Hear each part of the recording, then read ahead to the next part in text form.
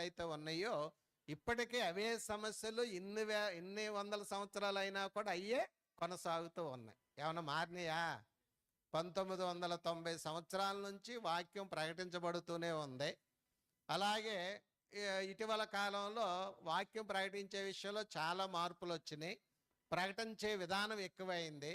వాక్యం ఈనాడు ఎక్కువ ప్రకటించబడుతూ ఉంది. ప్రకటించబడుతూ ఉన్నా కూడా ఏం రావట్లేదంటే మార్పు రావట్లేదు.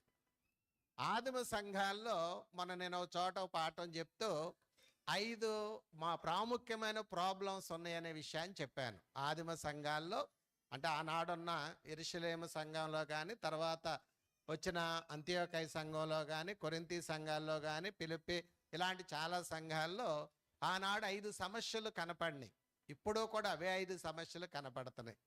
ఒక సమస్య ఏంటంటే అప్పుడు డాక్ట్రినల్ ప్రాబ్లమ్స్ ఉండేవి, బోధకు సంబంధించిన సమస్యలు ఉండేవి. సున్నతి చేయించుకోవాలని ఒకళ్ళు, అక్కర్లేదని ఒకళ్ళు. యూదులేమో సున్నతి చేయించుకోవాలి, క్రైస్తవులు అయినప్పుడు కూడా సున్నతి చేయించుకోవాలని వాళ్ళు వాదించేవాళ్ళు. అపోస్తులేమో ఆత్మ సంబంధమైన సున్నతి తప్ప ఇప్పుడు సున్నతి అక్కర్లేదు అనేవారు. తర్వాత ఇలా బాప్తీసం పొందాలా అక్కర్లేదా అనేవాళ్ళు. ఇలా డాక్ట్రినల్లో బోధకు సంబంధించిన ప్రాబ్లమ్స్ అప్పుడు ఉన్నాయి.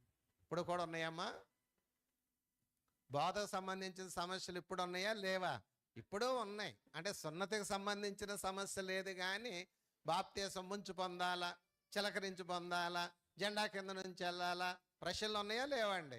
అంటే వాళ్ళ సంఘాలకు అనుగుణంగా వాళ్ళు చెప్పుకుంటున్నారు. అంటే ఇప్పుడు కూడా ఏ ప్రాబ్లమ్స్ ఉన్నాయి? డాక్ట్రినల్ ప్రాబ్లమ్స్ ఉన్నాయి.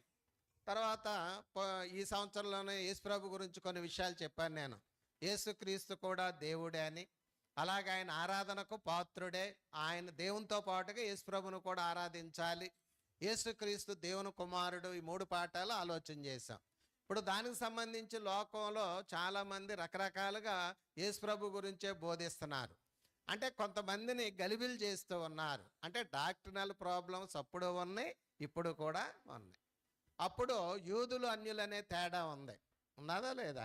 అంటే ధర్మశాస్త్రం కలిగిన వారేమో యూదులు, దేవుడు లేని జనాంగమేమో